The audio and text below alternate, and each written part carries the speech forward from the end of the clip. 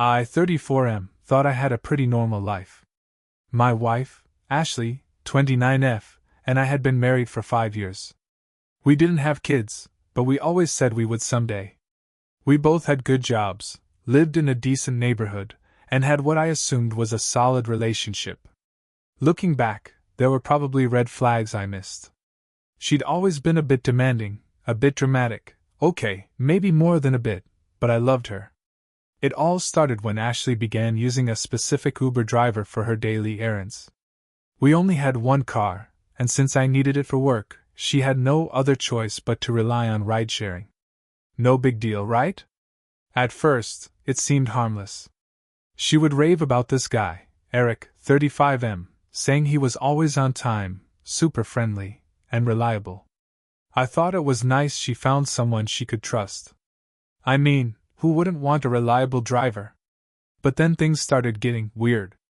She'd insist on using Eric even when it wasn't necessary. Like, she would call him for the simplest errands, even when I was home and could drive her myself. She'd always have an excuse. "Oh, you're tired, babe." Or, "It's faster this way, no need to worry." I brushed it off at first. Maybe I was overthinking it. Soon, she started making more excuses to be out. She claimed she had appointments that seemed to take way longer than usual. I started noticing that she would come home later and later, with vague explanations like traffic or long lines at the store. I didn't question her too much because, well, why would I? I trusted her. We were married, after all. But here's where things got stranger. Ashley began dressing up a lot more than she used to. At first, I thought she was just putting more effort into her appearance, which I had no problem with. But she'd put on full makeup and nice clothes just to go grocery shopping or run an errand. I remember joking, "Who are you getting all dolled up for?" She'd laugh it off, saying she just wanted to feel good about herself. Again, I didn't push. I trusted her. I started noticing that Eric's name came up more frequently in her conversations.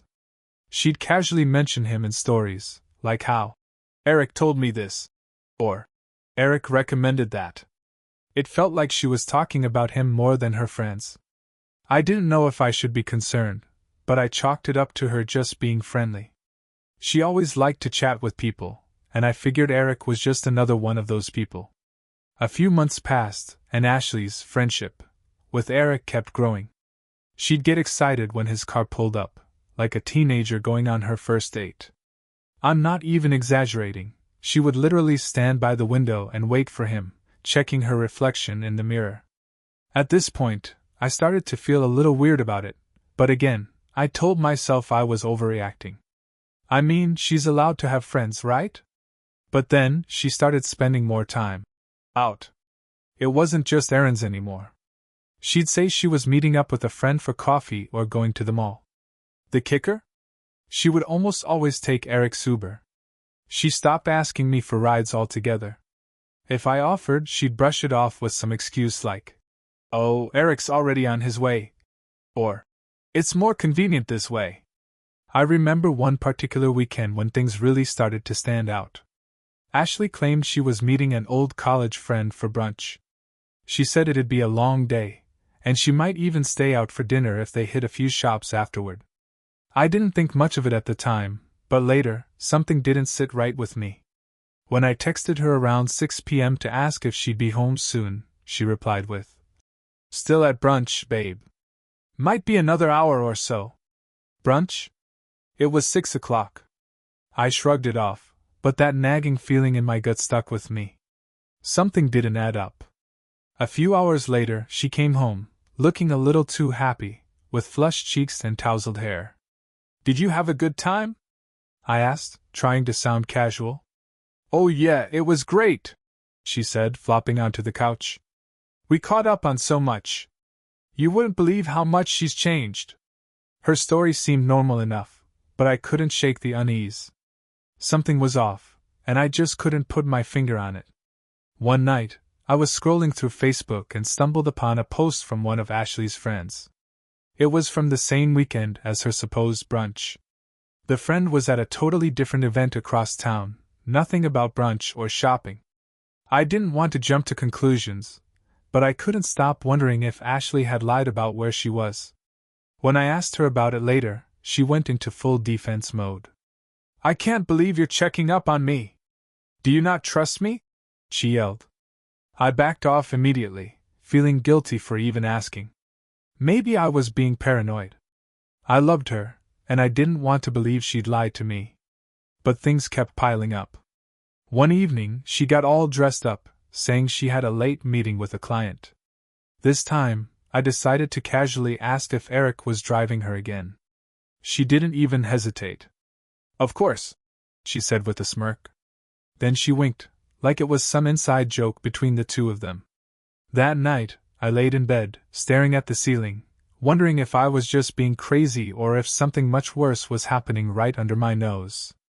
By the time the holidays rolled around, the strange behavior was impossible to ignore. Ashley seemed more distant than ever. She was always on her phone, texting or making plans, and when I'd ask about her day, she'd give me these short, vague responses. "Nothing special. Just work." And then, right back to her phone. But what really started to tip the scale was the way she'd react when I made any attempt to engage with her. There were nights when I'd try to get her to watch a movie with me or go out to dinner, and she'd always have an excuse ready. "I'm too tired. I'm busy with work stuff." Even if we were in the middle of doing something, like watching TV, she'd suddenly become restless, checking her phone constantly or fidgeting. One evening, I decided to surprise her. I planned a romantic dinner at home, her favorite meal, candles, the whole shebang. When she came in from her meeting, she seemed caught off guard. "Oh, what's all this?" she asked, a bit too loudly, like she hadn't expected me to make such an effort. "I just thought we could have a nice evening, you know. Just the two of us," I said, trying to sound casual. She forced a smile, but it didn't reach her eyes. "That sounds nice, but I think I'm just gonna take a bath and go to bed early." I could feel my heart sink. This wasn't like her. There was something off, and it was too much to ignore any longer. I had a gut feeling that something was happening, but I didn't know what or who it was. That night, as she disappeared into the bathroom, I sat there, waiting for her to come out. The dinner went cold, and I couldn't help but feel the weight of everything I'd been ignoring. The signs were right in front of me, and they were glaring now. I was losing her, but I didn't know how to fight for her without sounding crazy. And then it happened. The thing I had been afraid of for months, caught in a single, crushing moment. I was at the grocery store the next afternoon, picking up a few things. When I came out of the store, I saw something that made my stomach twist in knots. Ashley's car was parked in front of a coffee shop, and there, in the passenger seat of the car, was Eric. At first, I thought it was just a coincidence. Maybe they were just talking or running into each other. But then, as I got closer, I saw them laughing. He was touching her arm, his face too close to hers. I stood there for a second, frozen. The world around me felt like it had slowed to a crawl. It wasn't just friendly banter anymore. It was something more. I could feel the anger bubbling up inside me, but I tried to remain calm. I waited for a few more minutes, watching as Eric kissed her cheek before they both got out of the car and went inside the cafe. I was in shock. My own wife, with him? My mind raced, but I didn't know what to do next. Part of me wanted to confront them right then and there, but the other part of me was terrified. What if I was wrong? What if I was just imagining things? I couldn't go back to the house without confronting her. As I drove home, I kept thinking about what I had just seen. When I walked in, she was just finishing up a call. She looked up, surprised to see me so early. "Hey, babe," she said, trying to sound casual, but I could see the nervousness in her eyes. I didn't even give her a chance to ask what was wrong. "Who was that guy, Ashley? The one you were with earlier?" My voice was tight, barely controlled. Her face shifted into something unfamiliar.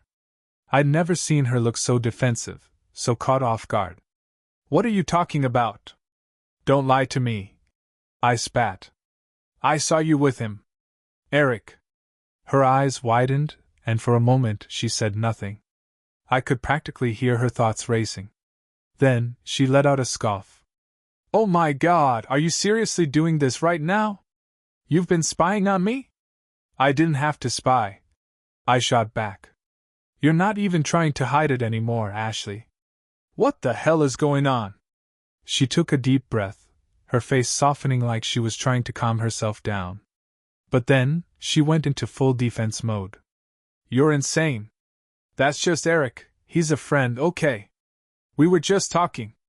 You don't trust me, do you? You expect me to believe that? I saw you, Ashley. I saw how close you were to him, I said, my voice shaking with a mix of rage and hurt. She threw her hands up in the air. I can't believe this. You're making a huge deal out of nothing.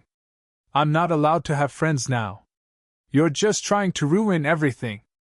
I could see the cracks in her story, but I was too exhausted to argue.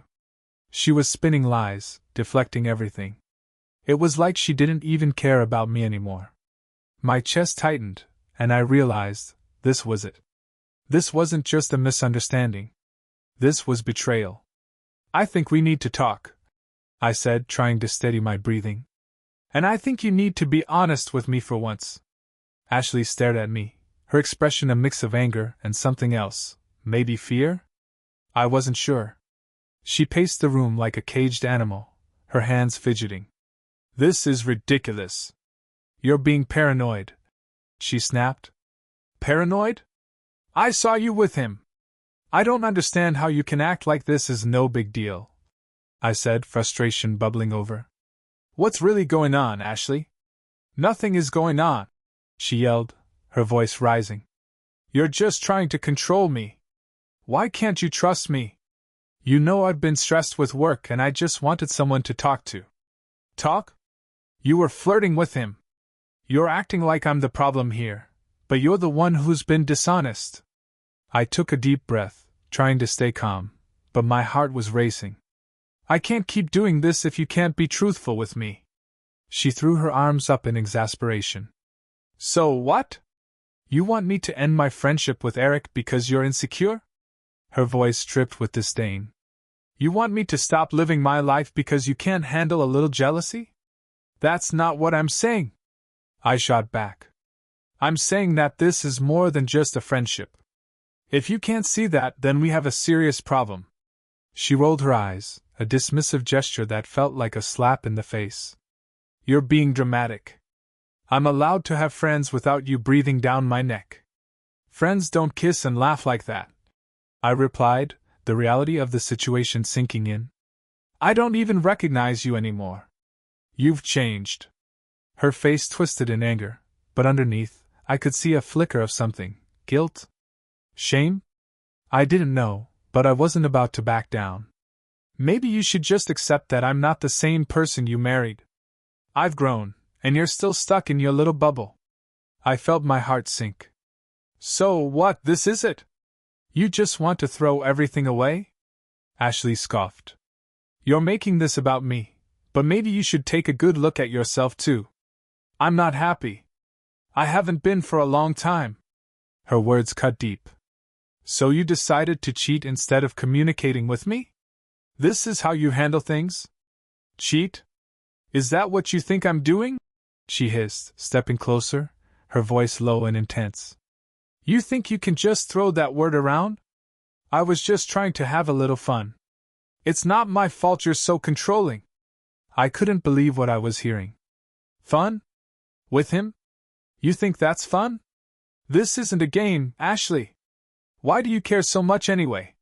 You barely pay attention to me anymore, she shot back.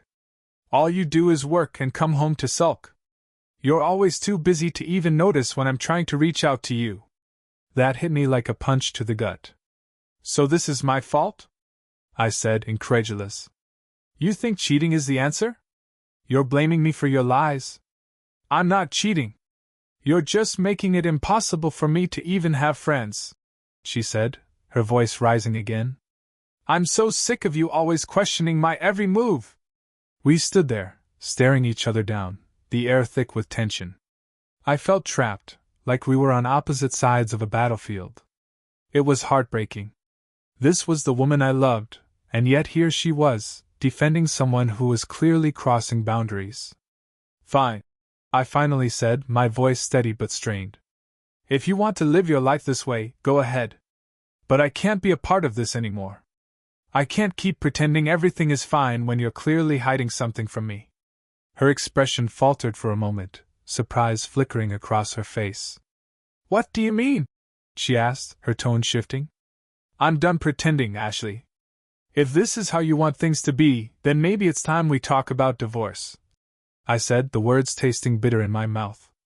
She gasped, her eyes wide. You wouldn't dare! Oh, I would dare, I replied, feeling a mix of anger and sorrow. You've pushed me to this point. You can keep lying to yourself, but I'm done with the deceit.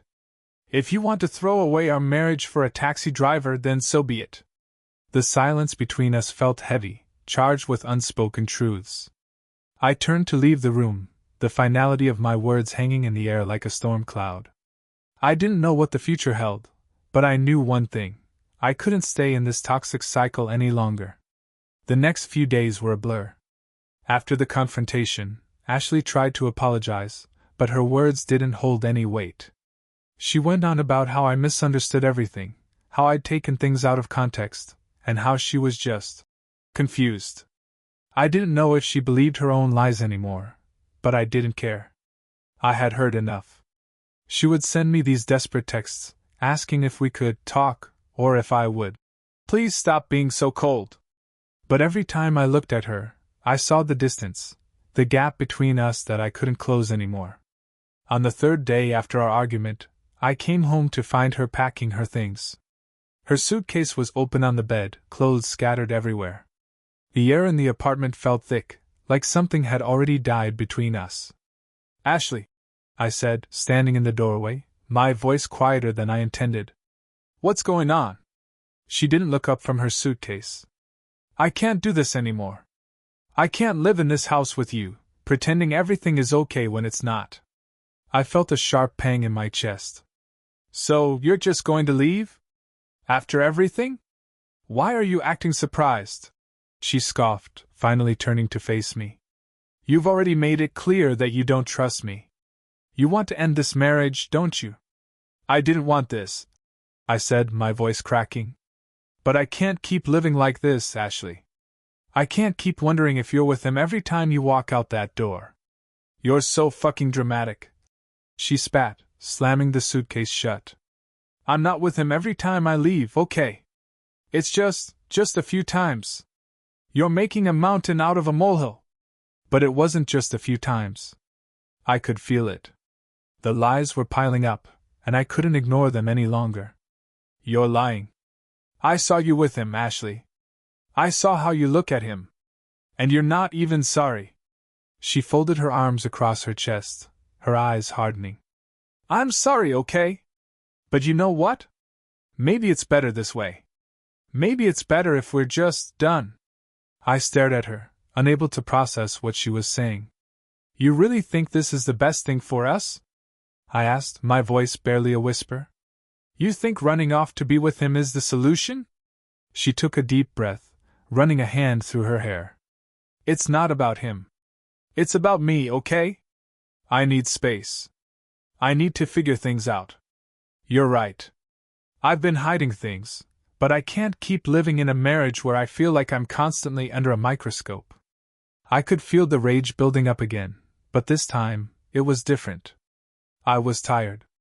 Tired of the lies, tired of the excuses, tired of the drama. Fine, I said, turning away from her. You want space? You've got it. But don't expect me to sit around waiting for you to come back. If you want out, then go. I'm done. I could hear her breathing heavily behind me, but I didn't turn around. You'll regret this, she muttered, but it was a hollow threat. I grabbed my jacket and walked out the door. I couldn't deal with her anymore. I didn't want to hear her excuses, her lies, or her manipulation. I needed air. I needed to clear my head. I drove around for hours, trying to numb the pain that had settled in my chest. I thought about the good times we'd had, before Eric, before the lies. We'd been happy once, hadn't we? Or maybe I was just fooling myself. Maybe it was never as perfect as I remembered. When I finally returned to the apartment, it was empty. Ashley had left. The space where she used to be felt hollow, like a vacuum had been created in the center of the room. I sat down on the couch, staring at the empty walls, and for the first time in days, I felt a wave of calm wash over me. It was over. The divorce wasn't official yet, but it felt inevitable now. I had no more fight left in me. The woman I had married, the woman I had trusted, was gone. All that was left was the memory of what we once had, and the harsh reality of what she had become. I knew what I had to do. The next step was to file for divorce. I couldn't let myself be trapped in this toxic relationship anymore. I needed to move on. I deserved more than this. The days that followed felt like a strange kind of limbo. I didn't know what to do with myself. I had spent so many years trying to make the marriage work, and now it was all falling apart. I spent most of my time at work, keeping busy so I wouldn't think about the divorce that was coming. I wasn't the only one feeling the tension. My friends and family could tell something was off. They'd ask how I was holding up, and I just shrugged it off with a weak smile. "I'm fine," I'd say, but inside, I felt like I was being ripped apart. Every time someone mentioned Ashley, my stomach would twist. Then came the texts. Ashley, of course, still wasn't ready to let go completely. She bombarded me with messages, apologizing, begging me to talk. One night I caved. I agreed to meet her for coffee. I told myself I needed closure, that I deserved some kind of explanation. When we met, she was wearing a tight black dress, the kind she knew I liked. Her makeup was perfect, her hair styled in a way that looked like she hadn't been crying at all. She didn't look like the woman I'd been fighting with for the past few weeks. She looked like she had it all together. We sat down at a cafe, the air thick with uncomfortable silence. She looked at me, almost like she was waiting for me to speak first. When I didn't, she sighed dramatically. "I don't know what you want me to say, Ryan.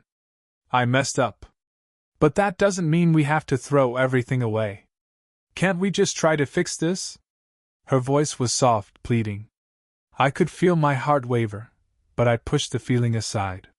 "You lied to me, Ashley. You were seeing someone else behind my back. I don't even know who you are anymore." She leaned in, her voice getting lower. "You don't get it, do you? I wasn't seeing him because I didn't love you. I was seeing him because I felt alone. You ignored me. You were always so wrapped up in your work, and I just needed someone to listen." Eric, he listened. I felt a surge of anger. "And that's your excuse? You had to cheat on me to feel heard? You couldn't just talk to me?" She pulled back, looking defensive now. "You never understood, Ryan. You were always too busy to even care.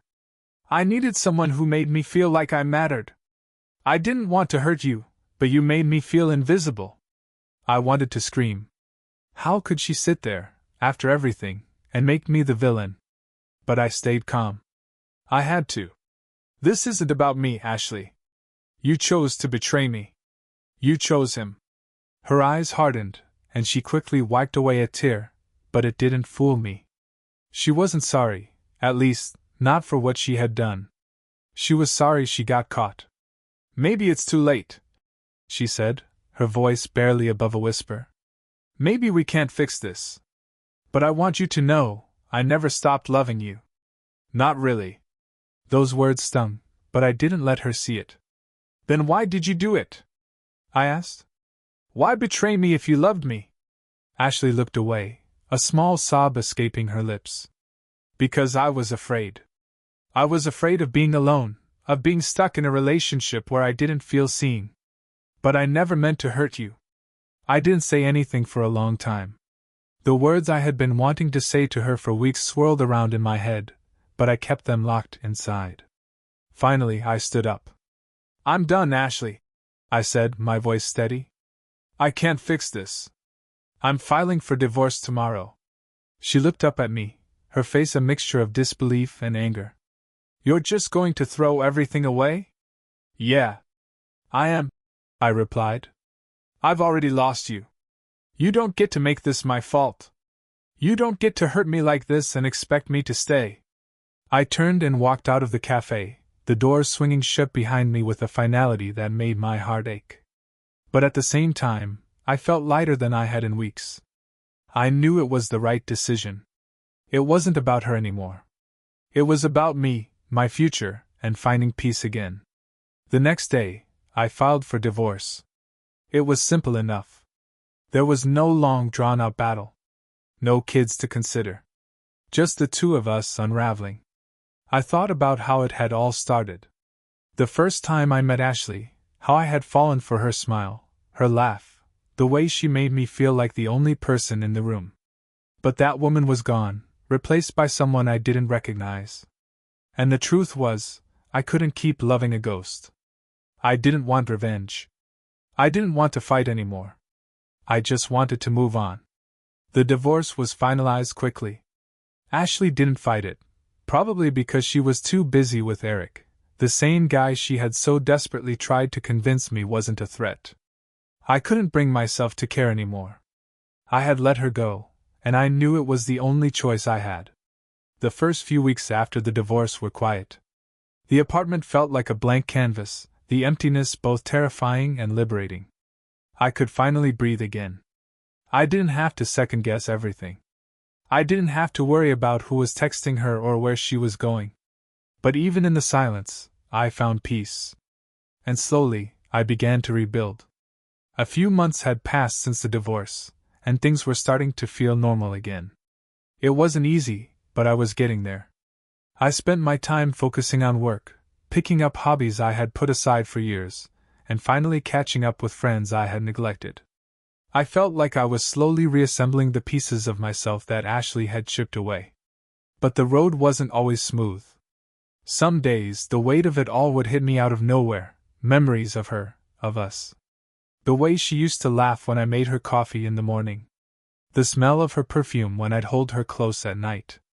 I missed those things. Hell, I missed her, the person I thought I had married. But I had to remind myself, that woman was gone. The woman I had loved was lost somewhere in all the lies.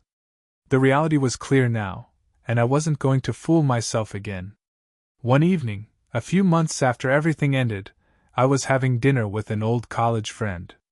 Jake had always been there for me, and his support through the divorce had been invaluable. We were sitting at a small restaurant, beers in hand, chatting about work and life when I got a message. It was from Ashley. "Can we talk? I need to see you. Please." I stared at the screen for a moment, my finger hovering over the keyboard. Part of me wanted to just block her, but another part, the part that was still a little broken, felt a need to understand. Maybe I was just curious about what she wanted. Maybe I thought there was still some loose end to tie up. Jake noticed my hesitation. "What's up? Is that her?" "Yeah," I replied, my voice flat. "It's Ashley." Jake gave me a long look, his eyes narrowed. "Don't do it, man. You don't owe her anything." "I don't know," I said, unsure. "Part of me just wants to hear her out. To see what she has to say." He raised his eyebrows. "Why? So she can apologize and then turn around and do the same shit again?" I sighed. "I don't know. Maybe I just need closure. I feel like I never got that." He shook his head. "Closure isn't something she can give you, Ryan. You're the only one who can give yourself that." I thought about his words. He was right. I was still holding on to the idea of an explanation, of some piece of the puzzle that would make everything fit. But the truth was, there was no explanation that could make her betrayal okay. No amount of words could undo the damage she'd done. "I'll deal with it," I said finally, shoving my phone back into my pocket. "I'll delete the message. I'm done." Jake grinned, slapping me on the back. "Good call." As the night wore on, I felt a weight lifting off me. It wasn't that I'd done anything monumental, but making the decision to leave her in the past felt like a small victory. The thing about Ashley was, for a long time, I couldn't let go. I thought I had to know why she cheated, why she lied, why she turned into someone I couldn't recognize. But in reality, I didn't need her reasons. I didn't need an explanation to know what had happened.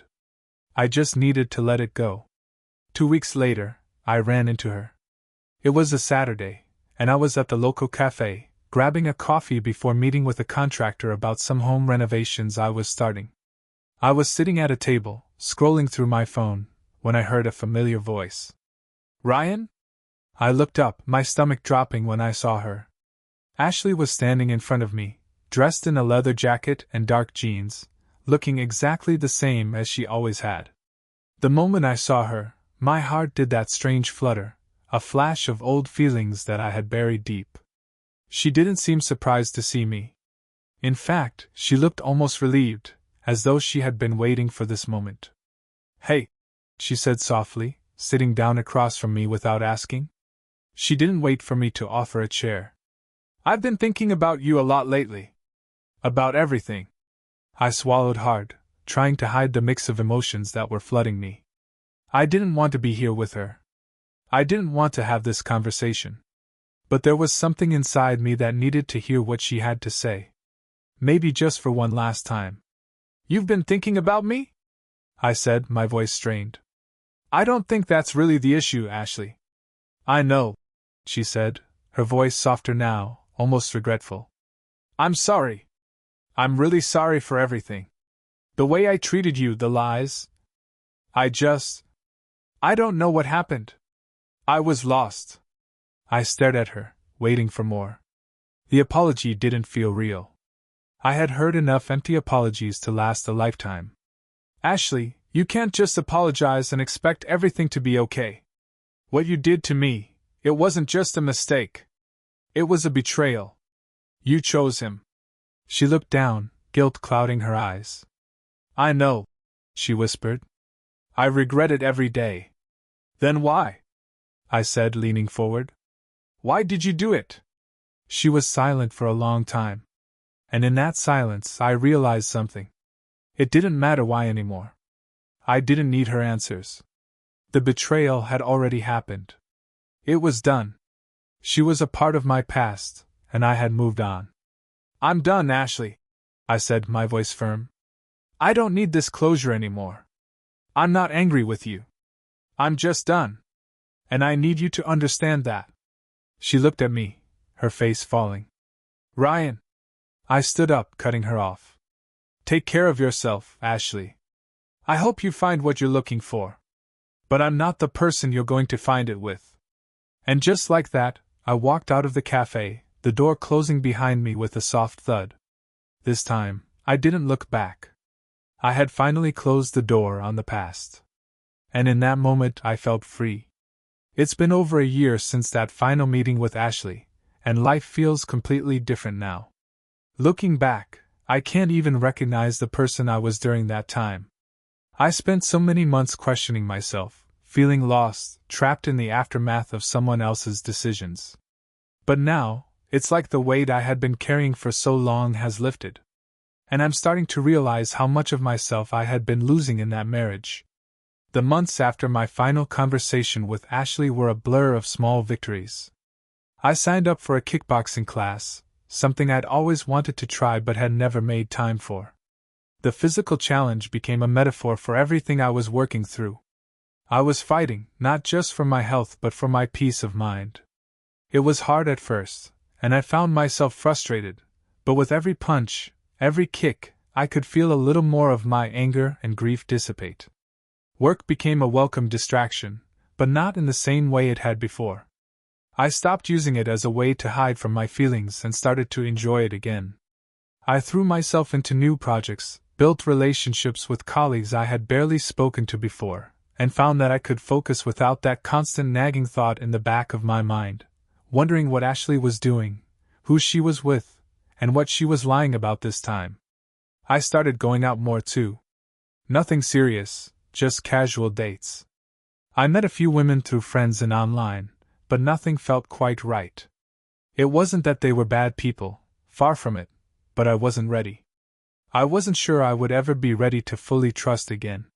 But I didn't feel the rush either. For the first time in a long time, I was okay being by myself. Then, a few months ago, I met someone.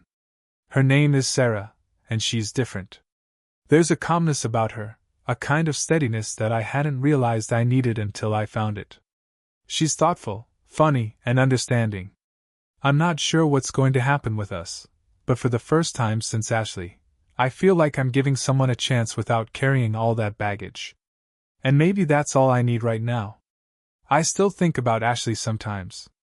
The memories don't hurt the way they used to, though. Now they're just pieces of a story that's finished. She's living her life, and I'm living mine. We've both moved on, in different ways. I heard through a mutual friend that she and Eric are still together. Good for them. I honestly don't care anymore. It's funny, sometimes I wonder if Ashley ever really realized what she lost. I'm not sure it matters now. I've learned that the hardest part of going through something like this isn't the betrayal itself, it's the process of rebuilding. The person you were before doesn't exist anymore, but that doesn't mean you won't be okay. It just means you have to learn how to be someone new. I'm not perfect. I still have days where I'm angry or frustrated or sad. But I've learned how to sit with those feelings instead of running from them. I've learned that I don't need to be in a relationship to feel whole. I've learned that I am enough. So here I am, at the beginning of something new. No longer the guy who was cheated on and betrayed, but the guy who's rediscovered his own worth. And maybe, just maybe, I'll find love again, but this time, for the right reasons. Not because I'm trying to fix something broken, but because I've learned how to be whole on my own. And that's the best feeling of all.